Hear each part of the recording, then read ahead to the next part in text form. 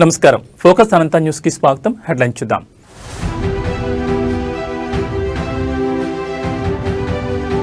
పేదల సేవలో కార్యక్రమంలో అందరూ పాల్గొనాలి. టీడీపీ నేతలకు సీఎం చంద్రబాబు సూచన.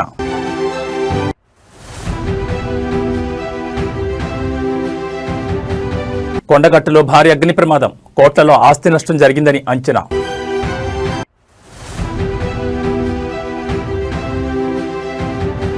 తమిళనాడుపై దిత్వా తుఫాన్ పంజా, దక్షిణ కోస్తా పుదుచ్చేరికి రెడ్ అలర్ట్.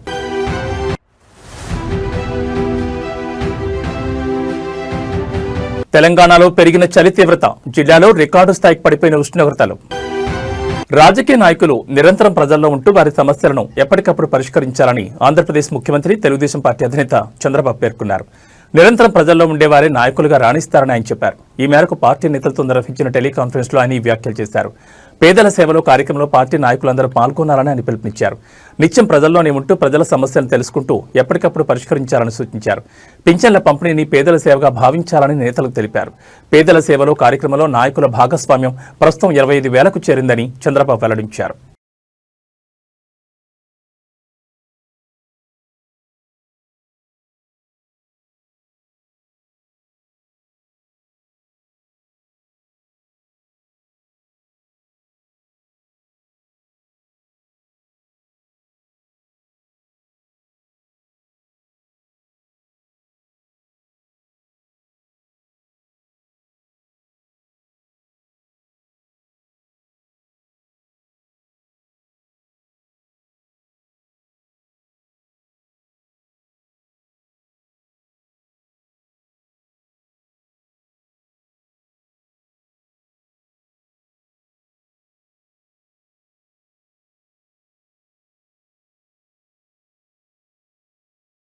జగిత్యాల జిల్లాలోని ప్రముఖ పుణ్యక్షేత్రం కొండగట్టులో శనివారం రాత్రి ఘోర అగ్ని ప్రమాదం సంభవించింది. ఈ దుర్ఘటనలో దాదాపు 32 బొమ్మల దుకాణాలు పూర్తిగా కాలిబూడిదయ్యాయి. వ్యాపారులకు కోట్లాది రూపాయల నష్టం వాటిల్లినట్లు ప్రాథమికంగా అంచనా వేస్తున్నారు. గత రాత్రి 11 గంటల సమయంలో కొండగట్టు ఘాట్ రోడ్లోని అభయ హనుమాన్ విగ్రహం నుంచి ప్రధాన రహదారి వరకు ఉన్న బొమ్మల దుకాణాల్లో మంటలు చెలరేగాయి. సమీపంలో జరగనున్న సమ్మక్క సారలమ్మ జాతరను దృష్టిలో ఉంచుకుని వ్యాపారులు భారీ ఎత్తున బొమ్మలను కొనుగోలు చేసి దుకాణాల్లో నిల్వ ఉంచారు. ఒక్కో దుకాణంలో 8 లక్షల నుంచి 10 లక్షల విలువైన సామగ్రి ఉన్నట్లు తెలుస్తోంది. ప్రమాద సమాచారం అందుకున్న అగ్నిమాపక సిబ్బంది ఘటనా స్థలానికి చేరుకునేసరికి దుకాణాలు పూర్తిగా కాలిపోయాయి. తమ కళ్ళెదుటే సర్వస్వం కాలిపోవడంతో వ్యాపారులు కన్నీరు మున్నీరుగా విలపించారు. వారి రోదనలతో ఆ ప్రాంతంలో విషాద ఛాయలు అలుముకున్నాయి. మాల్యాల ధర్మపురి సీఏలు రవి, రామ్ నరసింహారెడ్డి ఘటనా స్థలాన్ని పరిశీలించి వివరాలు సేకరించారు. విద్యుత్ షార్ట్ సర్క్యూట్ కారణంగానే ఈ ప్రమాదం జరిగిందని అధికారులు ప్రాథమికంగా నిర్ధారించారు. కేసు నమోదు చేసుకుని దర్యాప్తు చేస్తున్నారు.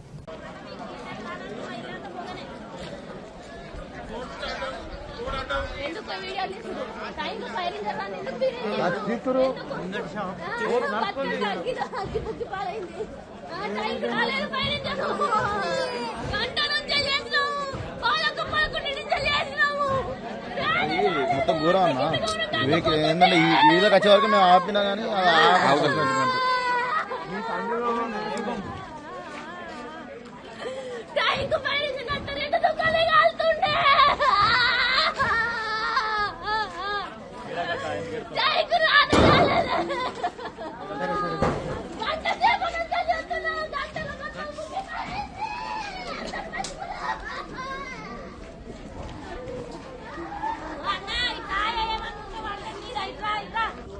జగిత్యాల జిల్లాలోని ప్రముఖ పుణ్యక్షేత్రం కొండగట్టులో శనివారం రాత్రి ఘోర అగ్ని ప్రమాదం సంభవించింది. ఈ దుర్ఘటనలో దాదాపు 32 బొమ్మల దుకాణాలు పూర్తిగా కాలిబూడిదయ్యాయి.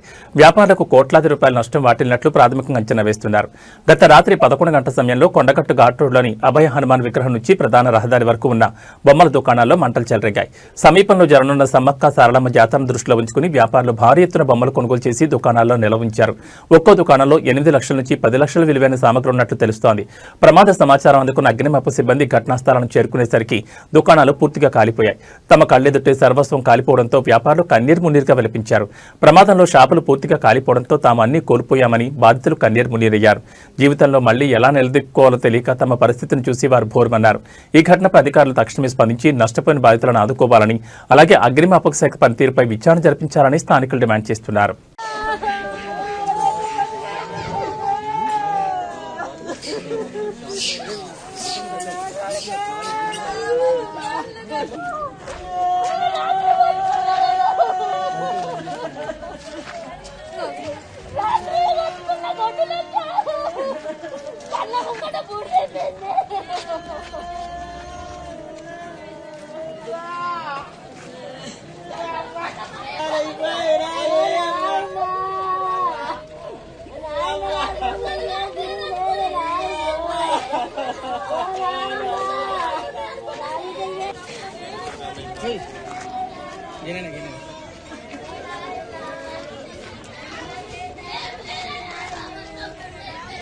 హైదరాబాద్లోని మాదాపూర్ ప్రాంతంలో ఫుట్పాత్ల ఆక్రమణలపై అధికారులు కఠిన చర్యలు చేపట్టారు. నగరంలో ట్రాఫిక్, పాదచారుల సమస్యలను దృష్టిలో ఉంచుకుని అధికారులు హైడ్రా సహాయంతో కూల్చివేత కార్యక్రమం నిర్వహించారు. మాదాపూర్ పరిధిలో ఫుట్పాత్లను ఆక్రమించి అక్రమంగా ఏర్పాటు చేసిన షాపులు మరియు ఫుడ్ స్టాళ్లను అధికారులు కూల్చివేశారు. పాదచారులకు ఇబ్బంది లేకుండా చేయడంలో పాటు ట్రాఫిక్ రద్దీని నివారించేందుకు ఈ చర్యలు తీసుకున్నట్టు తెలుస్తోంది. ఈ హఠాత్ కూల్చివేతలతో ఫుట్పాత్లపై వ్యాపారాలు చేసుకునే చిన్న వ్యాపారులు నష్టపోయినప్పటికీ నగరంలో ట్రాఫిక్ మరియు ఆక్రమణల సమస్యను పరిష్కరించడంలో అధికారులు నిబద్ధత చూపారు.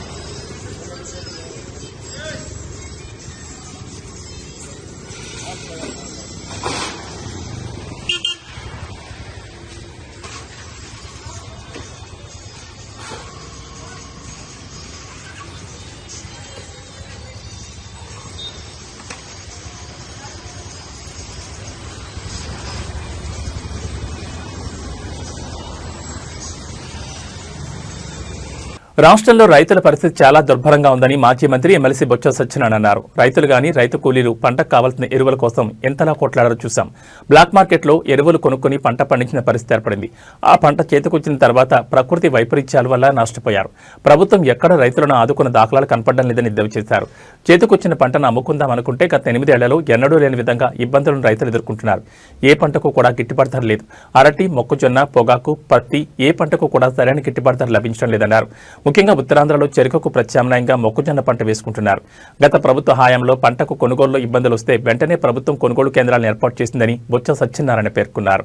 వాస్తవంగా అవసరమైతే చెక్ చేసుకోండి, రీచెక్ చేయండి, క్రాస్ చెక్ చేయండి.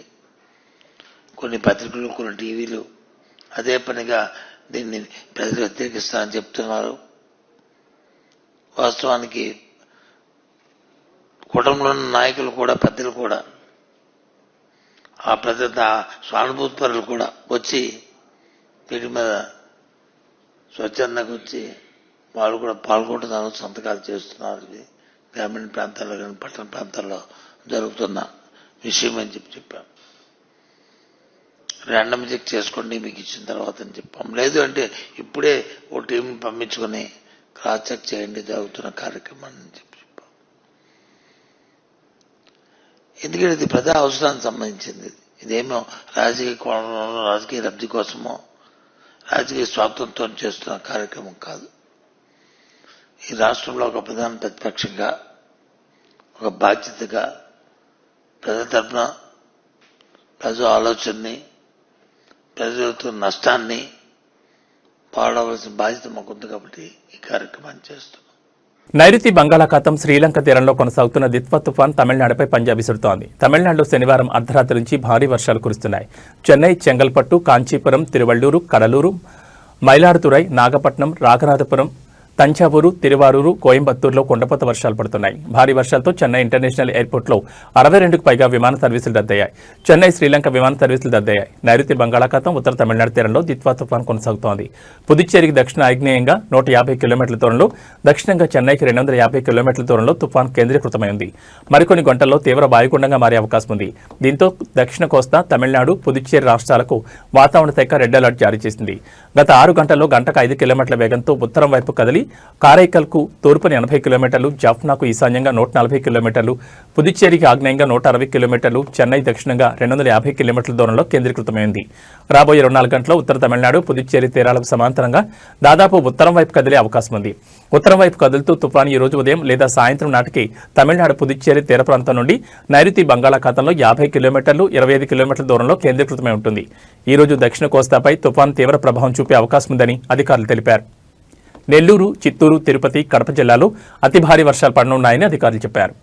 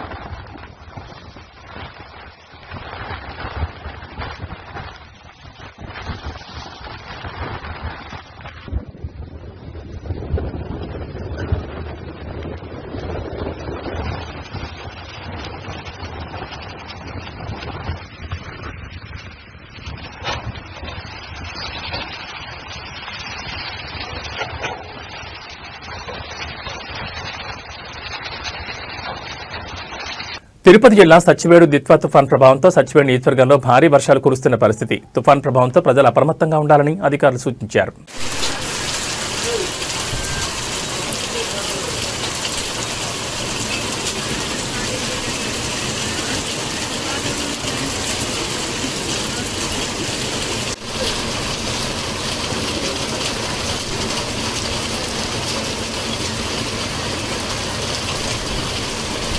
తెలంగాణ రాష్ట్రంలో గడిచిన 4 రోజుల్లో మరోసారి చలి తీవ్రత గణనీయంగా పెరిగింది. వాతావరణ శాఖ ప్రకారం ఈ రోజు ఉదయం మెదక్ నగరంలో అత్యల్పంగా 10 డిగ్రీల సెల్సియస్ ఉష్ణోగ్రత నమోదు కాగా, పటాన్ చెరువు, హనుమకొండ, రామగుండం, నిజామాబాద్, హైదరాబాద్లలో కూడా సాధారణం కంటే తక్కువ ఉష్ణోగ్రతలు నమోదయ్యాయి.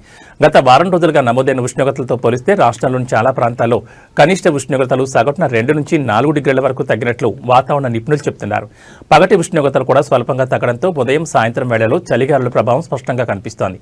బంగాళాఖాతంలో ఏర్పడిన దిత్వా తుఫాను కారణంగా ఏపీ మీదుగా తెలంగాణ రాష్ట్రంలో చల్లని గాలులు వీస్తున్నాయి. దీంతో రాష్ట్రంలో వాతావరణ పరిస్థితులు మారి చలి తీవ్రత పెరిగింది. సాధారణంగా తూర్పు లేదా ఆగ్నేయ దిశల నుంచి వచ్చే గాలులు తీర ప్రాంత తుఫాన్ల తర్వాత చల్లబడతాయి. తుఫాన్ తీరం దాటిన తర్వాత ఆ తుఫాన్ వ్యవస్థ యొక్క అవశేషాలు చుట్టుపక్కల ప్రాంతాల వైపు కదిలి రాష్ట్రంపై శీతల, పొడి గాలుల ప్రవాహానికి దారితీస్తాయి. ఈ ప్రభావం వల్ల తెలంగాణలో, ముఖ్యంగా నైరుతి, ఉత్తర జిల్లాలో ఒక్కసారిగా చలి తీవ్రత పెరిగింది. ఈ శీతల గాలుల కారణంగానే ఉష్ణోగ్రతలు వేగంగా పడిపోయినట్లు అధికారులు తెలుపుతున్నారు. ఈ రోజు సాయంత్రం వరకు దిత్వా తుఫాన్ తీరం దాటే అవకాశం ఉండగా మరో 4 రోజుల పాటు చలి తీవ్రత ఇలానే కొనసాగే అవకాశం ఉన్నట్లు అంచనా వేస్తున్నారు.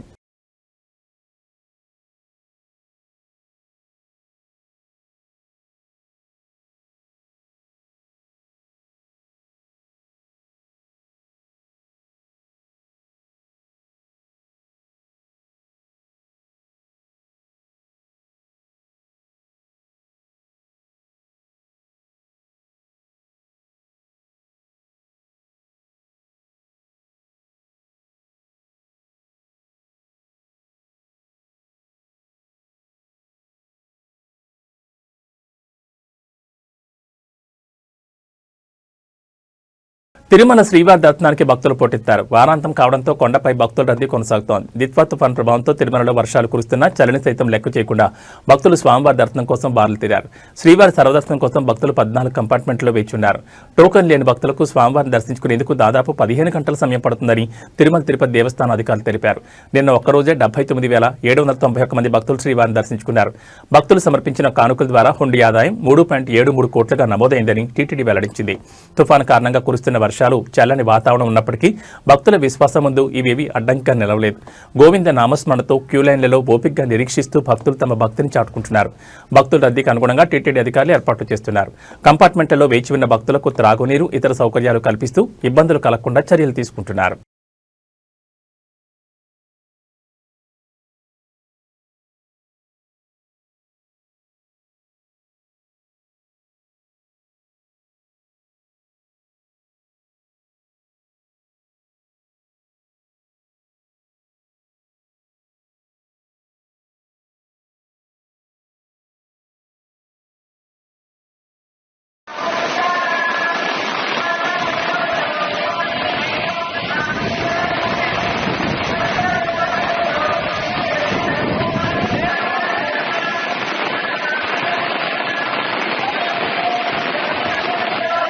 लगेज इచ్చేదా బిల్డింగ్ కాడ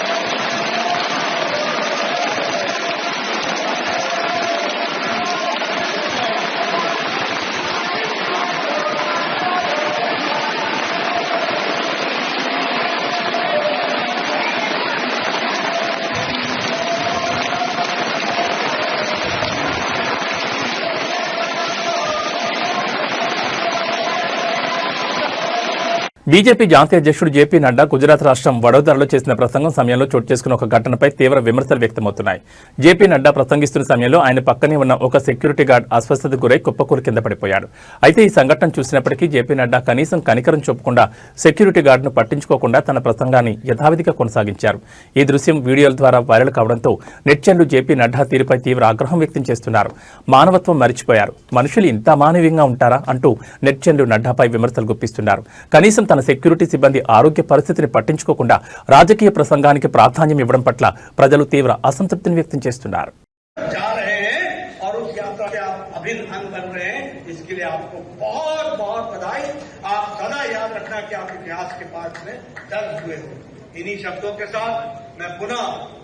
हमारे आयोजकों को, मनसुख भाई को, उनकी टीम को बहुत बहुत बधाई देता हूं और साथ में आप सब लोगों को इस यात्रा को आगे बढ़ाने के लिए अपनी शुभकामनाएं देता हूं. बहुत बहुत धन्यवाद. గత కొద్ది రోజులుగా ఈవెంట్లలో బోల్డ్ కామెంట్స్ తో వరుసగా వివాదాల కారణమవుతున్నారు సినీ నట కిరీటి డాక్టరేట్ హోల్డర్ రాజేంద్ర ప్రసాద్. ఇక తాజాగా సకుటుంబానం సినిమా ట్రైలర్ రిలీజ్ ఈవెంట్ కు బ్రహ్మానందం, బుచ్చిబాబు, రాజేంద్ర ప్రసాద్ ఇలా అందరూ హాజరయ్యారు. సినిమా ట్రైలర్ అయితే చక్కగా పక్కా ఫ్యామిలీ ఎమోషన్స్ తో ఉంది. కానీ ఈవెంట్ లో రాజేంద్ర ప్రసాద్ చేసిన కామెంట్లు మాత్రం చర్చకు దారితీస్తున్నాయి. ముందుగా బ్రహ్మానందం మాట్లాడిన వెంటనే స్టేజ్ మీదే ముసలి ఉండా కొడక అని ఒక్కసారిగా జోక్ పేరిట పేల్చేశారు రాజేంద్ర ప్రసాద్. ఆ కొన్నవాళ్లు ఒక్కసారిగా కాసేపు షాక్ అయ్యారు. బ్రహ్మానందం కూడా అతని వైపు తిరిగి ఎవరు అన్నట్లు అడిగారు. రాజేంద్ర ప్రసాద్ వెంటనే నేనే అని నవ్వుతూ మాట మార్చేశారు. కానీ అప్పటికే వీడియో రికార్డ్ అయిపోయింది. సోషల్ మీడియాలో ఈ వీడియో ప్రస్తుతం ఫుల్ వైరల్ అవుతోంది. శ్రీ డాక్టర్ బ్రహ్మానందం గారు మాట్లాడిన తర్వాత నాలాంటి వాళ్ళు మాట్లాడటం ఏం మాట్లాడినా మీ శిష్యులమే కదా సార్, ఎంతోడమైనా మీ శిష్యులమే కదా.